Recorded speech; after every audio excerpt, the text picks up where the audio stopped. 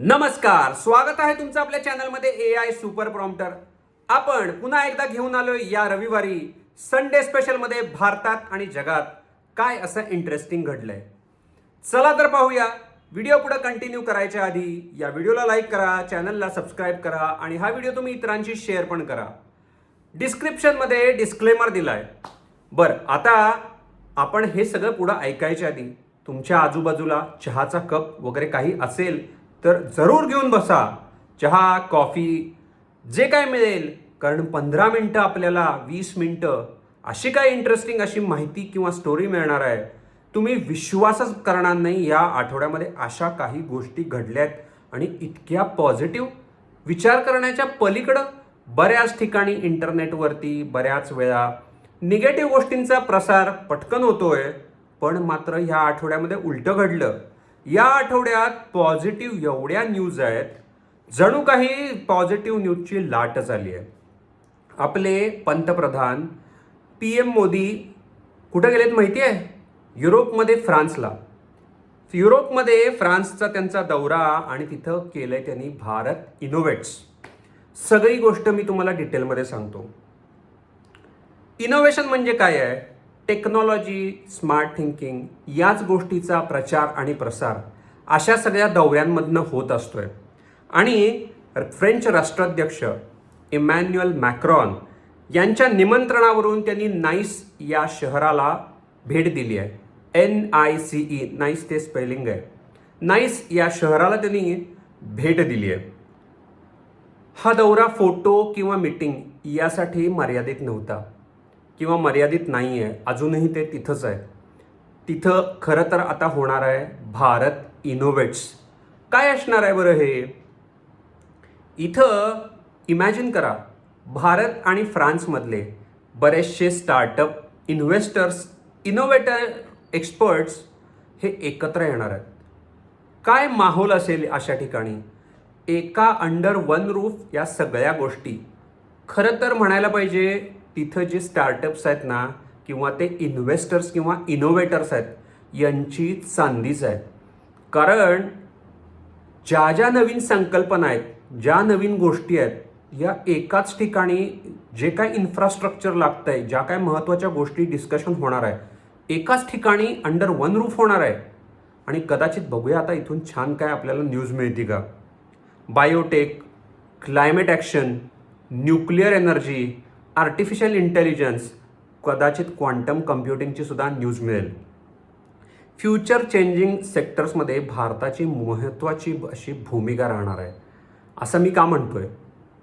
एकतर मनुष्यबळ, अत्यंत यंग आणि टॅलेंटेड असं मनुष्यबळ भारत देश हा जगाला प्रोव्हाइड करत असतोय किंवा भारतामध्ये तयार होत असते आणि नॅचरली तयार होत असते.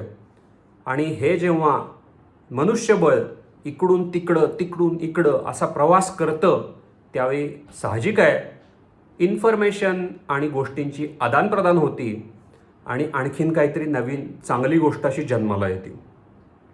आता तुम्हाला वाटत असेल की आता ह्या सगळ्यामध्ये काय नवीन असणार आहे? नवीन काय, हे सगळीकडेच होतं आहे, भारतात पण होतं. आणखीन कुठं बाबा?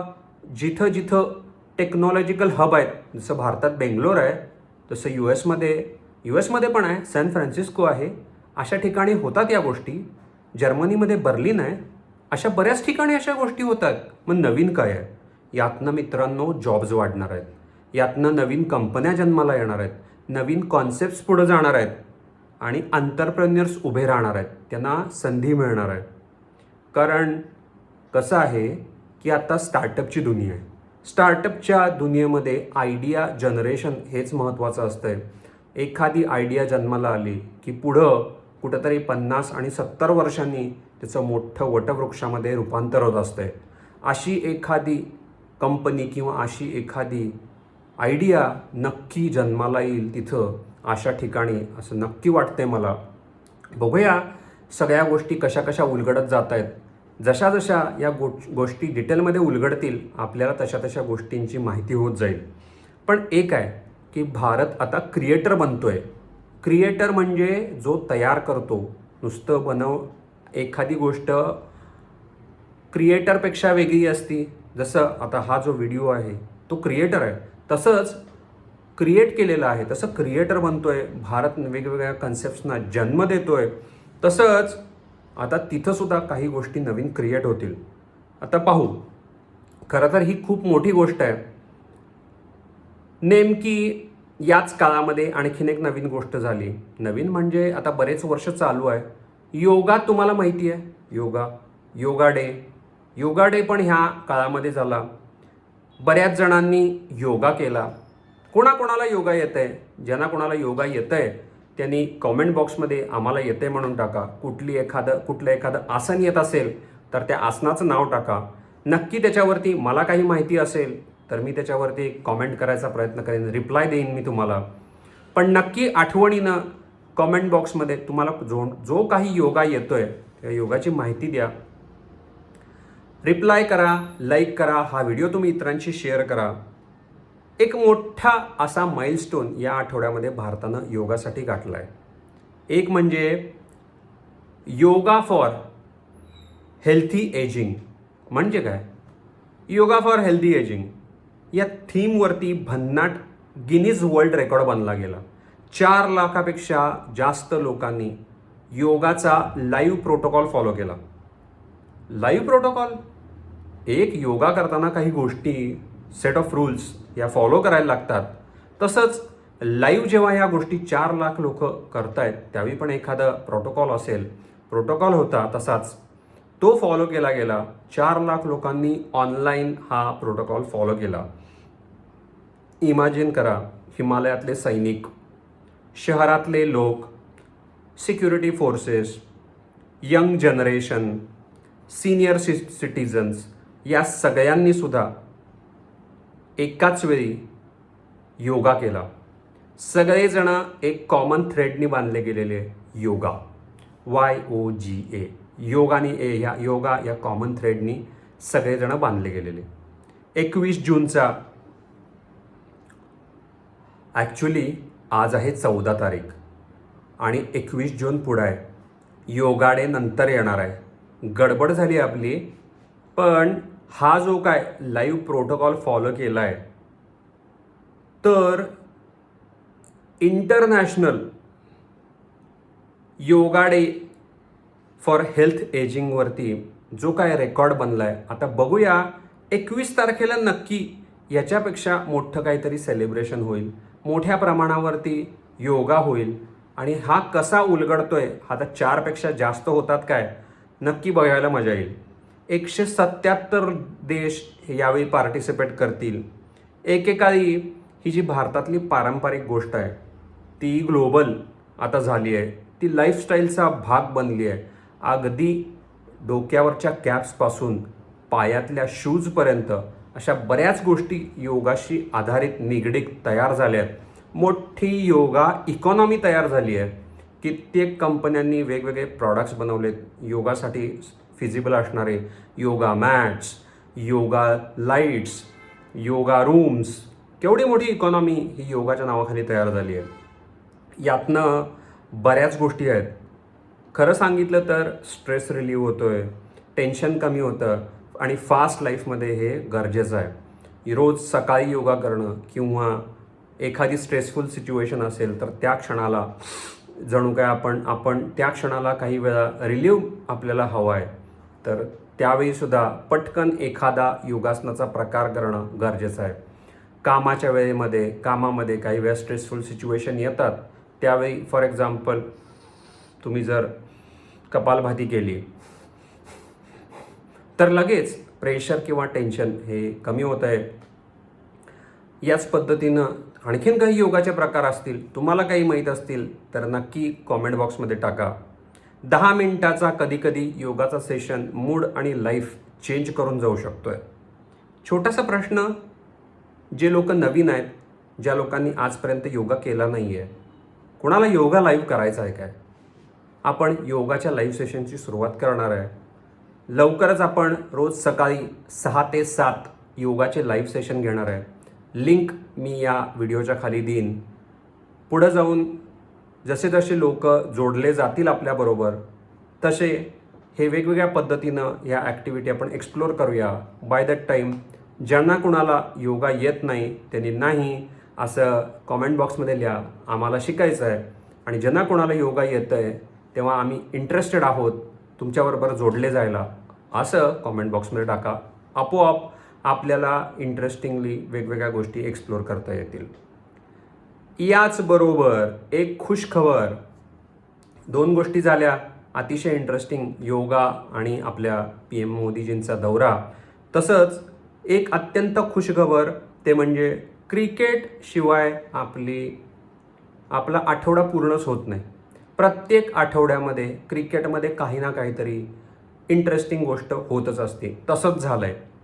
भारत आणि अफगाणिस्तानमध्ये खेळल्या गेलेल्या मॅचमध्ये भारताने 7 विकेट्सनं दमदार विजय मिळवला.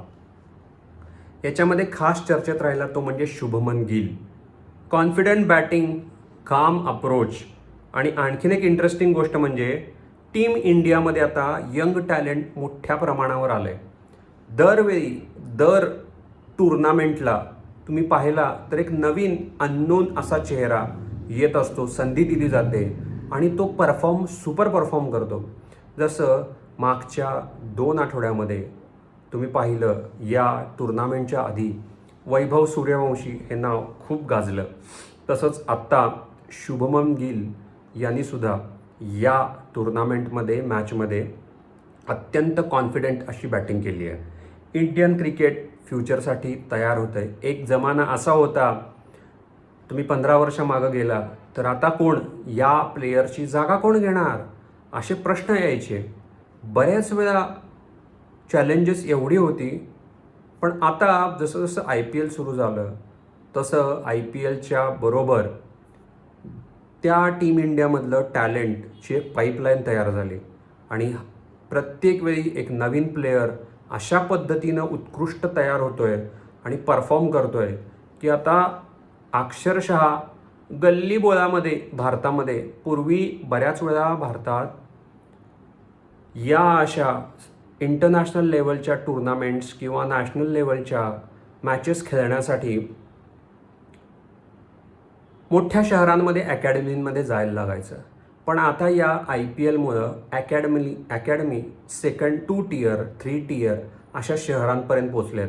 मोठ्या मोठ्या मैदानांवर तुम्ही जर गेला तर तिथं संध्याकाळच्या वेळी, दुपारच्या वेळी अशा अकॅडमींनी वेगवेगळ्या पद्धतीनं मुलांना तयार करायला सुरू केलं आहे. पूर्वी जे फक्त मागच्या ग्राउंडवरती किंवा पुढच्या ग्राउंडवरती किंवा कोपऱ्याच्या ग्राउंडवरती जे चाललेले असायचे खेळ, ते आता प्रोफेशनल पद्धतीनं अकॅडमीनी हँडल करायला सुरू केलं आहे. बऱ्याच ठिकाणी पूर्वी जे गल्ली क्रिकेट म्हणून फेमस असायचं ते आता राहिलं बाजूला. आता आणि अकॅडमींमध्ये स्टुडंट्सनी जागा घ्यायला सुरू केली आहे. अक्षरशः स्टुडंट्स म्हणून आता ते एनरोल व्हायलेत आणि तेही प्रस्ताव बऱ्याच चांगल्या प्रमाणामध्ये वाढलं आहे. ही इकॉनॉमी वाढली आहे आता. इंडियामध्ये फॅन्ससाठी ही म्हणजे एक सुवर्ण संधी आहे. प्रत्येक वेळी एखादा नवीन प्लेयर जेव्हा खेळतोय, शॉट मारतोय, त्यावेळी त्या प्लेयरला तो शॉट जो मारलेला असतो, तो जो फॅन आहे, इंडियन फॅन ओरिजिनल किंवा काही वर्षापूर्वी ज्या एखाद्या व्यक्तीने शॉट मारला असेल, जसं सर सचिन तेंडुलकर यांनी एखादा शॉट मारला असेल, जो त्यांचा चाहता आहे, नक्की त्याला वाटत असणार आहे, अरे सचिन सरांनी असा शॉट मारलेला. किंवा एखाद्यानं वाटत असणार आहे, अरे त्याच्या मागच्या पिढीमध्ये असतील तर कोणाला वाटत असेल, गावस्कर सरांनी असा शॉट मारलेला. लेटेस्टमध्ये असतील, अरे कोहलीने तर असा शॉट मारलेला. कुणी बॉलिंगच्या बाबतीत असेल, अरे ही तर बॉलिंग कोणाची, आता अशी बॉलिंग कोणाची, हा असा बॉल कोणाचा पडला, असं विकेट किपिंग कोणाचं झालं. हे सगळं तुम्हाला नक्की आठवतं आहे. कॉन्फिडेंटली सांगतो मी, प्रत्येकाला हा अनुभव येत असतो आहे. आणि हा अनुभव अनुभवण्यासाठीच म्हणूया की या ज्या टुर्नामेंट आहेत या दर आठवड्याला, दर महिन्याला वेगवेगळ्या ठिकाणी, वेगवेगळ्या कंट्रीज बरोबर कधी IPLच्या स्वरूपात, कधी T20 टुर्नामेंटच्या स्वरूपात किंवा 1-to-1 कंट्रीच्या बरोबर ह्या होत असतात आणि त्या देशातले खेळाडू आणि प्रेक्षक त्याचा अनुभव घेतात. नवीन स्टार्स तर तयार होत आहेतच, त्यात काही दुमत नाही. आता सगळ्यात छानशी अशी आणि एक गोष्ट तुम्हाला माहिती आहे, आनंद महिंद्राजी आहेत ते सोशल मीडियावरती बऱ्याच वेळा खूप ॲक्टिव्ह असतात. बऱ्याच वेळा ते काही गोष्टी शेअर करतात, बरेच लोक बोध पण घेतात.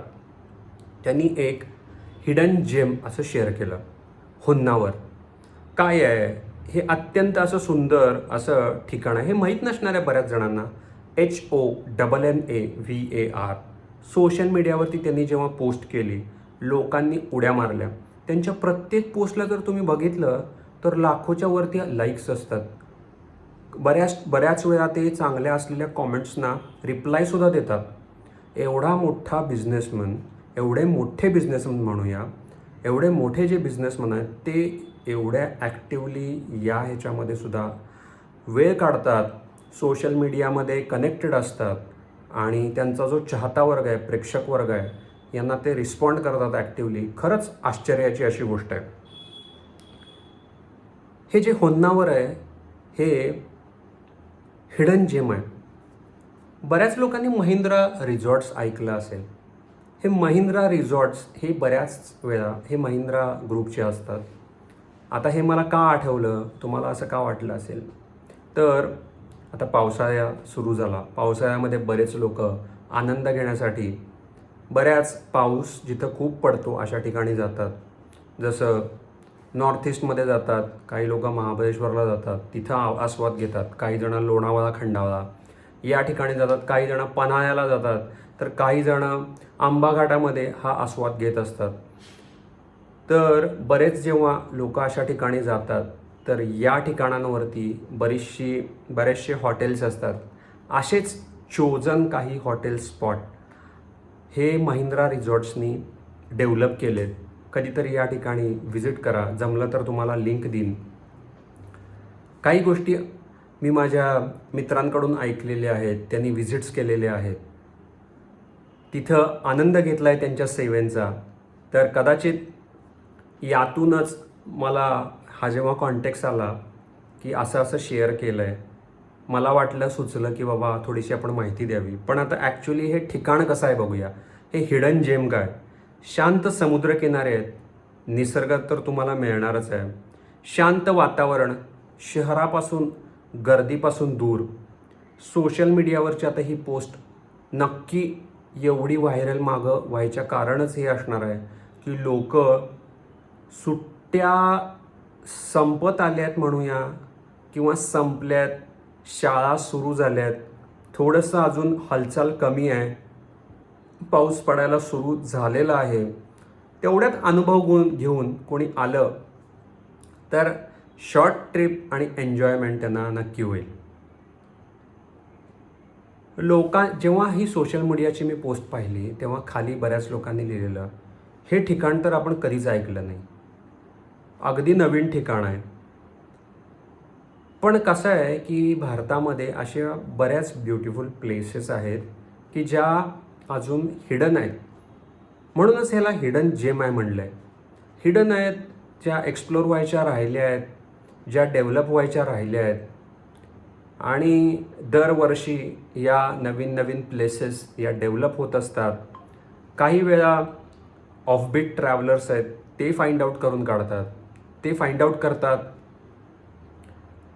काही वेळा काही लोक व्हिजिट करतात आणि त्यावेळी लक्षात येतं, अरे हे ठिकाण तर छान आहे, चला ह्याला पण आपण सोशल मीडियावरती टाकून पब्लिसिटी होती आहे का बघूया ह्याची. अशा गोष्टी घडत असतात.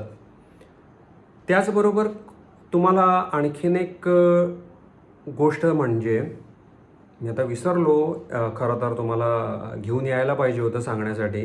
पण आपण असे जे प्लेसेस आहेत त्याची आपण एक लिस्ट करूया आणि ती लिस्ट केलेली मी नक्की पुढच्या कुठल्या तरी व्हिडिओमध्ये सांगेन तुम्हाला की हे जे प्लेसेस आहेत ते अनएक्सप्लोर्ड आहेत. चाललं, वेळ मिळाला तर नक्की तुम्ही त्या प्लेसेसना व्हिजिट करून आनंद घेऊ शकताय.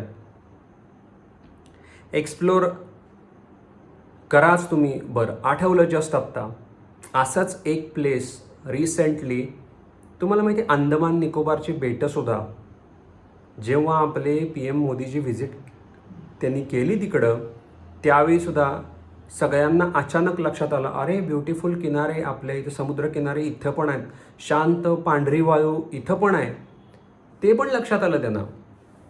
अशाच गोष्टी हळूहळू ज्या हिडन आहेत त्या एक्सप्लोर होत जातील आणि त्या डेव्हलप होतील. आणि आता शेवटचं, जसं अंदमान निकोबारचं नाव आलं तसंच त्याच्या जवळचा एक प्रदेश आहे, तो म्हणजे मालदीव. आणि अशा या मालदीवला भारताने मदत केली. कसली? वॅक्सिनेशन पोचवले. नेहमी भारत मालदीवला काही ना काहीतरी देतोय. मालदीवला आता भारताने दिलंय वॅक्सिनेशन. बऱ्याच जणांना शाळेमध्ये मालदीव बेट आहेत माहीत असतील, आणि बरेचसे लोक अशी असतील की त्यांना माहीत असेल, त्यांना वाटत असेल किंवा त्यांना माहीत असेल किंवा शिकवलं गेलं असेल की मालदीव हा भारताचा भाग आहे म्हणून. पण असं आहे, मालदीव बेटं जी आहेत, या मालदीवला 20,000 वॅक्सिनेशन डोसेस आणि मेडिकल सपोर्ट ही भारताने पाठवलेत. आणि मालदीव जो आहे, भारत हा आपल्या असल्यासारख्याच मानतो असं मी म्हणणार नाही. मालदीव हा एक बेटासारखा प्रदेश आहे. तिथं खूप जास्त भारतामधून पर्यटन होतं. बऱ्याच वेळा, काही काळापूर्वी बऱ्याच न्यूज पण आल्या होत्या मालदीव आणि भारताबद्दलच्या. तसं आता यावेळी पॉझिटिव्ह न्यूज अशी आली आहे की भारतानं मालदीवला 20,000 वॅक्सिनेशन आणि मेडिकल सपोर्ट पाठवलं आहे. ही फक्त मेडिकल हेल्प नाही आहे, तर एक माणुसकी आहे. आपण शेजारी पडलो तर, शेजारी असलो तर, गरज कधी लागली एकमेकांना, तर आपण एकमेकांना ॲटलिस्ट एवढं तरी मदत करूया. हा एक त्यातनं संदेश. याचबरोबर हेल्थ, एज्युकेशन आणि स्टुडंट सपोर्टवरती पॉझिटिव्ह अपडेट्स आलेले आहेत या दौरान.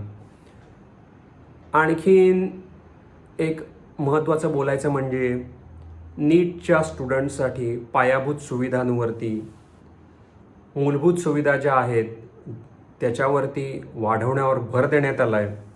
हेल्थकेअरबद्दल पॉझिटिव्ह डिस्कशन्स आहेत. आपण फक्त economy wise Bharat economy wise grow होत नाही आहे, तर केअर आणि सपोर्टमध्ये सुद्धा ग्रो होतोय. चला तर आता याचं सार काय आहे, ओव्हरऑल काय म्हणू शकतो आजच्या व्हिडिओच्या एंडला? एकतर भारतानं इनोव्हेशनमध्ये आपलं पाऊल टाकलं आहे. फ्रान्सच्या भेटीत भारत इनोव्हेट्समध्ये, भारतानं इनोव्हेशनमध्ये पाऊल टाकलं आहे. जगाला इन्स्पायर केलं आहे योगाच्या माध्यमातून. क्रिकेटमध्ये आनंद दिला आहे. निसर्गातलं एक हिडन जेम पुन्हा एकदा चर्चेत आलं आहे. आणि आरोग्य क्षेत्रामध्ये भारतानं माणुसकी दाखवली आहे. किती पॉझिटिव्ह गोष्टी घडल्या आहेत त्याच्यामध्ये, भरपूर. निगेटिव्ह गोष्टी सोशल मीडियावरती पटकन हायलाईट होतात, पण पॉझिटिव्ह गोष्टी ह्या चक्क वर आल्या आहेत. पॉझिटिव्ह गोष्टींमधून लोकांना जेव्हा ते त्यांच्या कानावर पडतात तेव्हा आनंद मिळतो. असाच आनंद बऱ्याच लोकांनी या आठवड्यामध्ये सोशल मीडियाच्या माध्यमातून घेतला आहे. हा संडे एक रिमाइंडर आहे की आपल्या देशामध्ये जे काय बदल होत आहेत त्या बदलांचा आपणही एक भाग आहोत. जगामध्ये जे काय बदल होत आहेत त्या होणाऱ्या बदलांचा आपणही एक भाग आहोत. आणि तो जो भाग आपण आहोत, जसं जगामध्ये पॉझिटिव्ह गोष्टी घडत आहेत तशा आपल्यामध्येही पॉझिटिव्ह गोष्टी घडत आहेत. आपण असं म्हणूया, खरं तर आता निरोप घ्यायची वेळ आली आहे. आता निरोप घेण्याआधी पुन्हा एकदा आपण असं अपेक्षा करू की पुढच्या आठवड्यामध्ये चांगल्या गोष्टी आपल्या समोर येतील, जगामध्ये काही पॉझिटिव्ह गोष्टी निर्माण होतील, जे काही टेन्शन्स सध्या असतील ती कमी होतील. असं एक्सपेक्ट करू की पुढचा आठवडा हा जगासाठी फार चांगला जाईल. Let's hope. आणि निरोप घेऊया आता आपण. पुढच्या आठवड्यामध्ये पुन्हा एकदा भेटू आपण नवीन बातम्या, नवीन एनर्जी आणि नवीन आठवड्याबरोबर. धन्यवाद.